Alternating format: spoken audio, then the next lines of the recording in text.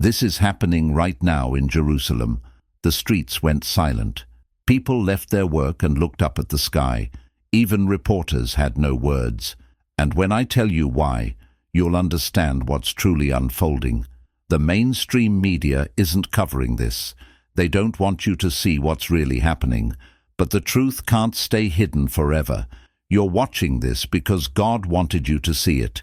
Something in your spirit recognizes this moment as different. The ancient stones of the old city shimmered under the morning sun. The dome of the rock glowed gold beneath a clear sky. Synagogues, churches and mosques all stood in silence. The same soil where prophets walked. The same streets that heard the Messiah's footsteps. It was 9:17 a.m. when the first voice called out from the clouds. Sarah Goldman was hanging laundry on her rooftop in the Jewish quarter when she heard it. Not thunder, something deeper. A voice that seemed to speak in every language at once, yet somehow she understood every word perfectly. Prepare the way. The voice resonated across the heavens. The time of gathering has begun. Down in the Armenian quarter, Father Michael dropped his morning coffee as the voice reached him. The ceramic cup shattered on the ancient stones, but he didn't notice. His eyes were fixed on the sky, where clouds were beginning to swirl in patterns he'd never seen before. An old merchant in the Muslim quarter said, "I've waited my entire life for this." Tears streamed down his weathered face as he closed his shop and walked toward the Temple Mount. A pilgrim from Australia whispered, "I felt the heavens touch the earth." She had come to Jerusalem for a simple pilgrimage, but now she understood she was witnessing something beyond her wildest prayers. This isn't hysteria. This is prophecy in motion. What the prophets saw thousands of years ago is unfolding before our eyes. And it shall come to pass in the last days that the mountain of the Lord's house shall be established in the top of the mountains.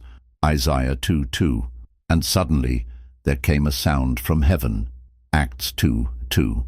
My friend, can you feel this in your spirit? Do you realize we are witnessing what generations only dreamed of? The voice came 3 times that morning, each time drawing more people from their homes, their businesses, their daily routines.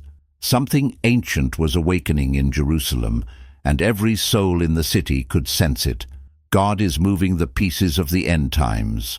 The veil between heaven and earth is getting thinner. This is the preview of the greatest event in human history. What happened that morning stopped a city, but what's coming will stop the entire world. Today, something impossible appeared over the Temple Mount. The crowds gathered not from curiosity, but from an inner calling they couldn't explain. Thousands ran, not from fear, but because something was drawing them forward like a magnetic pull on their very souls.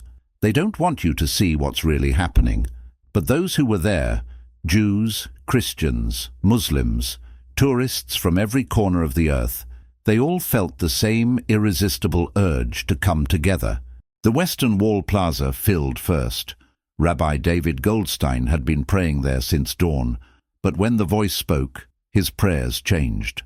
"Hashem," he whispered, "is this the day we've been waiting for?" Sister Maria Elena had traveled from Spain for a holy pilgrimage.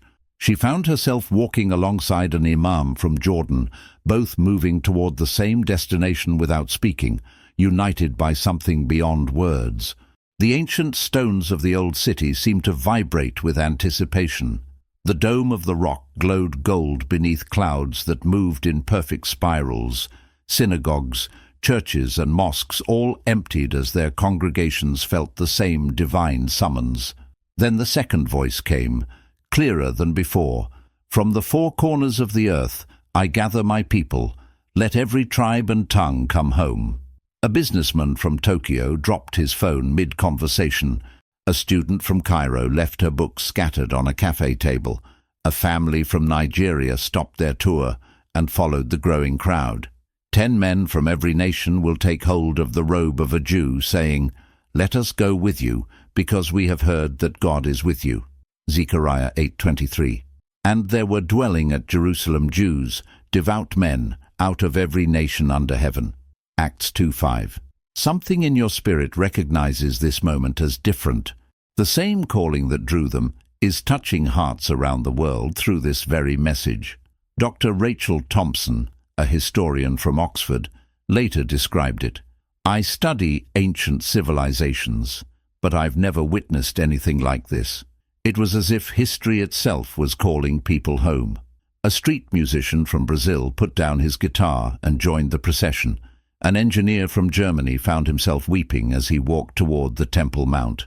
A grandmother from Ethiopia smiled knowingly. She had dreamed of this day for decades. The gathering wasn't chaotic. Despite thousands converging on the same location, there was perfect order, as if orchestrated by an invisible conductor. People made room for each other, helped the elderly, shared water with strangers. Can you feel this in your spirit? Do you realize we are witnessing what generations only dreamed of? The mainstream media tried to explain it as mass hysteria, but those who were there knew better. This wasn't psychology. This was prophecy. God is moving the pieces of the end times. The veil between heaven and earth is getting thinner. As the sun reached its zenith, the crowd had grown to numbers impossible to count. But the greatest miracle wasn't the size of the gathering. It was the unity. Languages blended, differences dissolved, and every heart beat with the same anticipation. Now that you know this, what will you do about it? Are you ready for what comes next? The gathering was just the beginning. What happened next would shake not just Jerusalem, but the foundations of faith itself. Jerusalem stopped this morning for a reason no one can explain.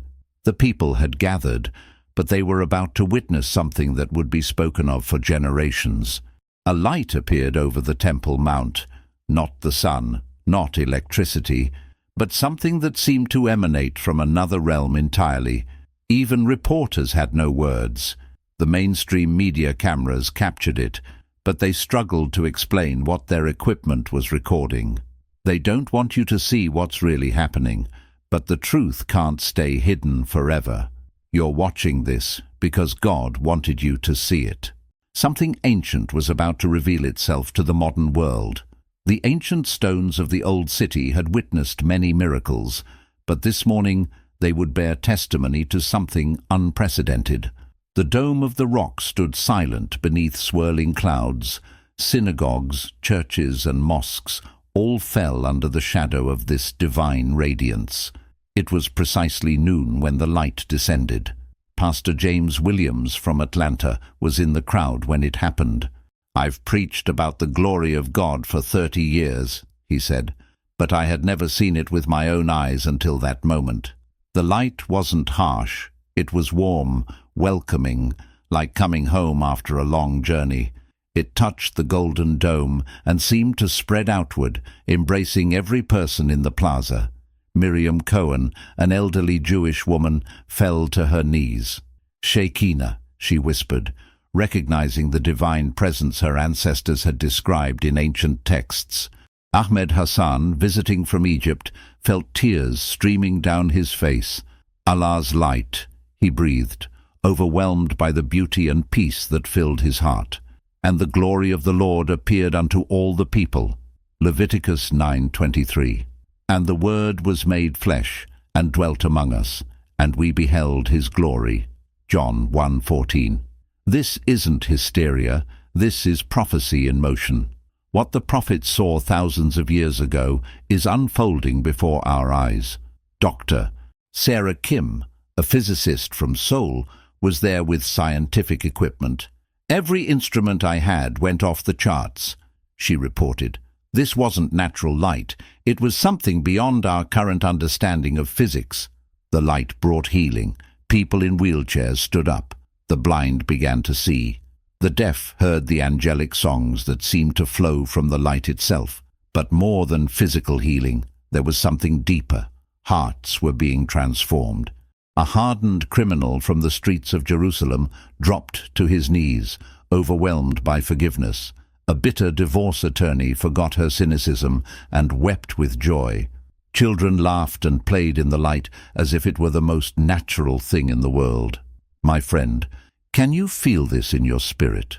Do you realize we are witnessing what generations only dreamed of? The light lingered for exactly 33 minutes, a detail that would be discussed by theologians for years to come.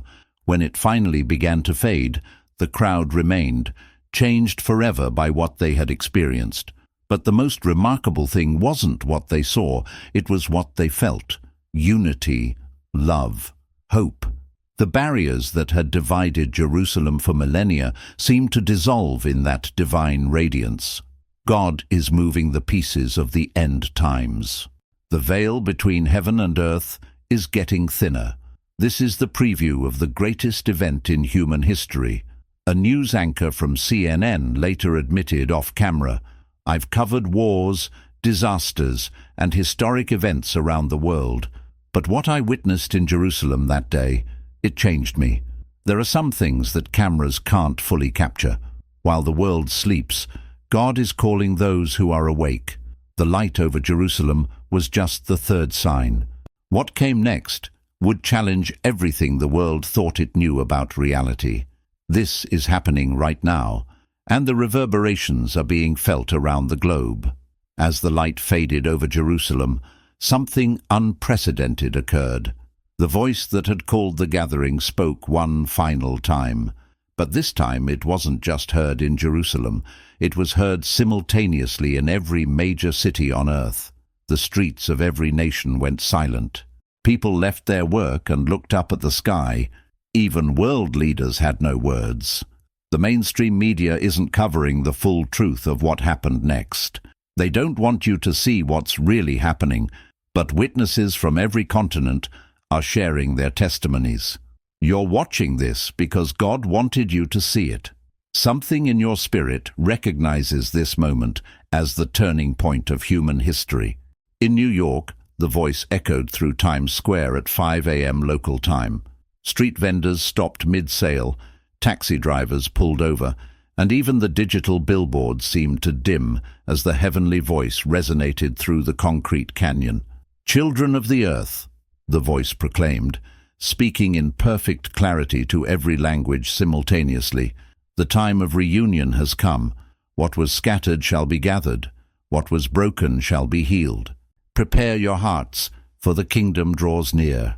In London, Big Ben's chimes fell silent as the voice filled Trafalgar Square.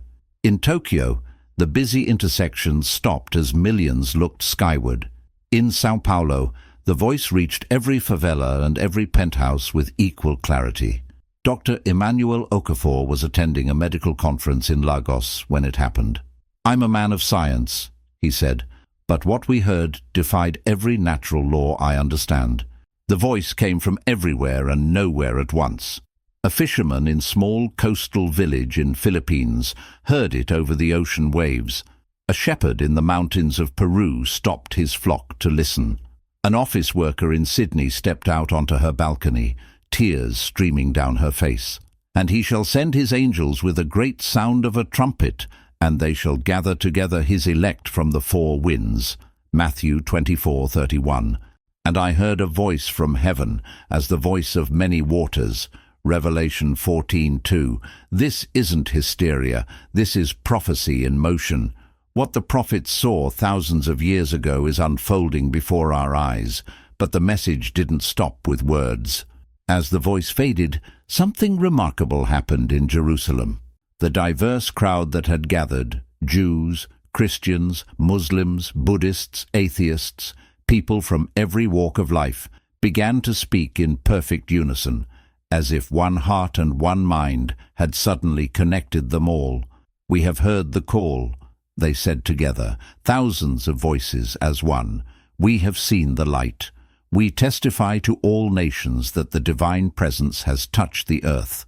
Let all people prepare, for the greatest gathering in human history approaches." Rabbi Goldstein found himself embracing Imam Hassan. Sister Maria Elena joined hands with Rabbi Sarah Levine. Pastor Williams prayed alongside Dr. Patel, a Hindu scholar. The divisions that had marked Jerusalem for centuries melted away in an instant. My friend, can you feel this in your spirit? Do you realize we are witnessing what generations only dreamed of? The event lasted exactly 18 minutes worldwide, a number that mystics would later connect to ancient prophecies about new beginnings. Government officials struggled to explain what their satellites and monitoring equipment had recorded. The phenomenon had no scientific precedent, yet the evidence was undeniable. President Williams addressed the nation that evening. What we witness today challenges our understanding of reality itself. I'm forming a special commission to investigate these events. The Pope released a statement.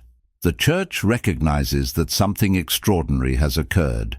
We call for prayer and discernment as we seek to understand God's purposes in these remarkable times. The chief rabbi of Israel declared, "The Shekinah has returned to Jerusalem. We must prepare our hearts for what is to come. God is moving the pieces of the end times. The veil between heaven and earth is getting thinner. This is the preview of the greatest event in human history." But even as world leaders scrambled to respond, something else was happening. People everywhere began to report the same experience.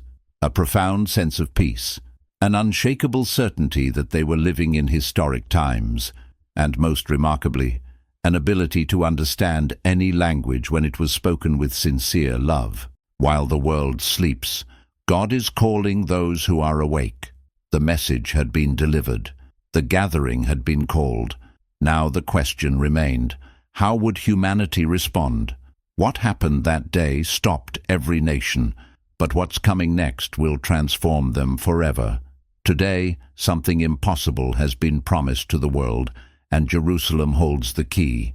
7 days have passed since the voice was heard from the clouds. The gathering in Jerusalem continues to grow.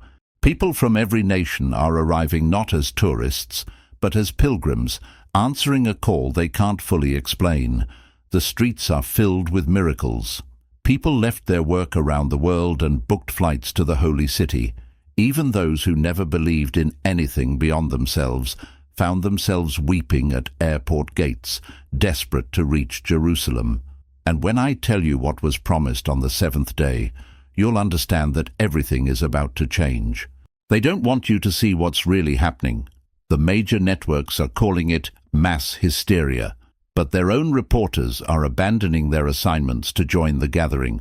The truth can't stay hidden forever. You're watching this because God wanted you to see it. Something in your spirit has been awakening all week, preparing you for this final revelation. The ancient stones of the old city now house people from every tribe and tongue. The dome of the rock reflects faces from every continent. Synagogues, churches, and mosques have opened their doors to provide shelter for the thousands who keep arriving. On the 7th morning, at exactly sunrise, the voice returned one final time. But this wasn't just heard, it was accompanied by a sight that defied every law of nature. The sky above Jerusalem opened like a scroll being unrolled. Through the opening, a light brighter than the sun, yet gentle as candlelight, illuminated the entire city. And in that light, a figure appeared, radiant, welcoming, with arms outstretched toward the earth. Dr. Maria Santos, the Vatican's leading theologian, was present in the crowd. "I have studied the scriptures my entire life," she said, her voice trembling, "but nothing prepared me for seeing the fulfillment with my own eyes." Rabbi Abraham Stern stood beside her, tears flowing freely. "Mashiach," he whispered, "the anointed one our fathers waited for." Ahmed al-Rashid, an imam from Morocco, fell prostrate. "The return of Isa, peace be upon him, as foretold in our holy books. And then shall appear the sign of the Son of Man in heaven, and then shall all the tribes of the earth mourn, and they shall see the Son of Man coming in the clouds of heaven with power and great glory." Matthew 24:30. "Behold, he cometh with clouds, and every eye shall see him." Revelation 1:7. This isn't hysteria, this is prophecy in motion. What the prophets saw thousands of years ago is unfolding before our eyes. The figure in the light spoke, and his voice carried the warmth of every loving parent, the authority of every just king, and the tenderness of every healer who ever lived. "My beloved children of earth, The time of separation is ending. I have watched your struggles, your pain, your search for meaning and peace. The kingdom of heaven is not a distant place. It is here, now, wherever love dwells and forgiveness reigns. I do not come to condemn, but to gather. I do not come to divide, but to unite. Every sincere prayer in every tradition has reached my ears. Every act of love, regardless of the name by which you call me, has been written in my heart. Return to me, not through buildings or rituals alone, but through love for one another. Feed the hungry, comfort the grieving, forgive your enemies, and you will know that the kingdom has come to earth. The promise that followed shook every heart present. In 33 days, I will return to establish the kingdom where every tear will be wiped away, every broken heart will be healed, and every child of earth will know peace. Prepare not with fear, but with joy. Tell all nations, the time of restoration has begun. My friend, can you feel this in your spirit? Do you realize we are witnessing what generations only dreamed of? The vision lasted exactly 1 hour. When it faded, the crowd remained changed forever. But they were no longer just witnesses. They had become messengers. People began live streaming, calling loved ones, sharing the experience across every platform and network. The message spread faster than any news story in human history, reaching remote villages and bustling cities with equal speed. Dr. Chen Wei, a quantum physicist from Beijing, was in the crowd with his equipment. Every scientific instrument confirmed it, he said. This was a real, measurable phenomenon that transcended our current understanding of space and time. Government officials worldwide called emergency sessions. Religious leaders from every tradition held unprecedented interfaith gatherings. Even skeptics found themselves unable to dismiss the overwhelming evidence. God is moving the pieces of the end times. The veil between heaven and earth is getting thinner. This is the preview of the greatest event in human history. But the most remarkable change wasn't in the sky. It was in human hearts. Reports flooded in from every corner of the globe. Enemies reconciling, the sick being healed through prayer, and an overwhelming sense of peace settling over communities worldwide. Now that you know this, what will you do about it? Are you ready for what comes next? The promise has been given. The countdown has begun. In 33 days, everything changes. While the world sleeps, God is calling those who are awake. The greatest story ever told is no longer history. It's happening now. Write in the comments, Maranatha, come, Lord Jesus. Like this video if you believe God is still speaking today. Share this message so more people awaken to what's happening. What happened in Jerusalem stopped the world, but what's coming in 33 days will begin a new chapter for all humanity. Until then, stay ready, stay faithful. Maranatha,